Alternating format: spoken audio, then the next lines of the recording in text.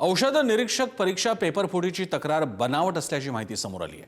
तक्रारदारानंच एमपीएससीला mail करून बनावट तक्रार दिल्याची माहिती समोर येते। पेपर फुटला अशी बतावणी करून पुन्हा परीक्षा घेण्यासाठी हा बनाव रचण्यात आला। तक्रारदाराला सर्व पुरावे सादर करायला सांगितल्यानंतर बनाव केल्याचं समोर आलं।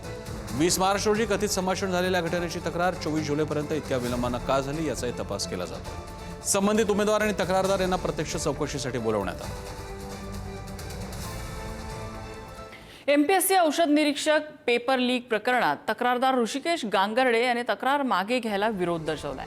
संशयितांच्या मोबाईलची फॉरेन्सिक आणि सीबीआय चौकशीची तक्रारदारांना मागणी केली। दरम्यान 2 तक्रारदारांपैकी छत्रपती संभाजीनगरच्या विद्यार्थ्याने तक्रार मागे घेतली, मात्र अहिल्यानगरचा तक्रारदार ऋषिकेश गांगर्डे या विद्यार्थ्याने तक्रार मागे घ्यायला नकार दिलाय। तर ऋषिकेशने या घोटाळ्यातील संशयितांचे मोबाईल फॉरेन्सिक्सद्वारे तपासण्याची मागणी केली आहे।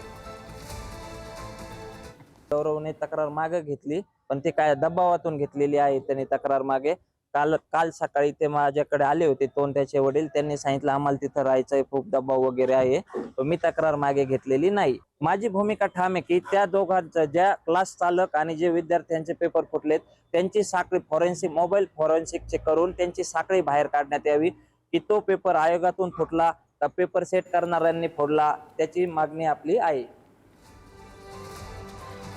तर पेपर फुटीच्या तक्रारीत नेमकं काय, तर 22 मार्च 2024च्या औषध निरीक्षक परीक्षेची प्रश्नपत्रिका 20 मार्चलाच मिळाल्याचा दावा करण्यात आला आहे।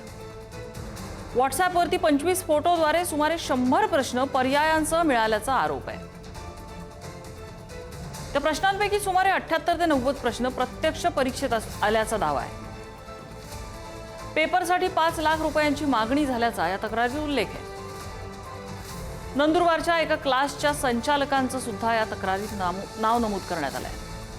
कोणतेही 10 प्रश्न मुद्दाम चुकीचे सोडवा असा व्हॉट्सअप संदेश आल्याचा दावा करण्यात आलाय। गुणवत्ता यादीत संबंधित चॅटमधील उमेदवार 7व्या क्रमांकावर आहे। 200 पैकी 155 गुण त्या उमेदवाराला मिळाले आहेत। दरम्यान एमपीएससी पेपर फुटीवर आयोगाकडून स्पष्टीकरण देण्यात आलंय। पेपर फुटीचे आरोप निराधार असल्याचं प्रथमदर्शनी समोर येत आहे असं एमपीएससीचे भीमनराव यांनी म्हटलंय। पुराव्याची शहानिशा करून पोलिसात तक्रार दाखल करण्यात येणार आहे। महाराष्ट्र लोकसेवा आयोगाचे अध्यक्ष विवेक भीमनराव यांनी ही माहिती दिली। एका उमेदवारांनी एक रील व्हायरल केलेली आहे इंस्टावर, त्यांनी सांगितले की मी ही जी तक्रार आहे ही खरी आहे। त्याशिवाय काही उमेदवारांनी म्हटलं की सगळी तक्रार खोटी आहे। या संदर्भात आम्ही सगळ्या गोष्टींची आता चौकशी करतोय, ज्याची आम्ही पोलिसांमध्ये तक्रार देतोय आणि विद्यार्थ्यांचा या व्यवस्थेवर विश्वास राहावा। एमपीएससीच्या प्रक्रिया ही अतिशय ट्रान्सपरंट आणि पारदर्शक आहे, परंतु विद्यार्थ्यांचा विश्वास राहावा, त्यांच्या मनात कुठलाही संभ्रम राहू नये म्हणून आम्ही या सगळ्या गोष्टीची चौकशी करणार आहे।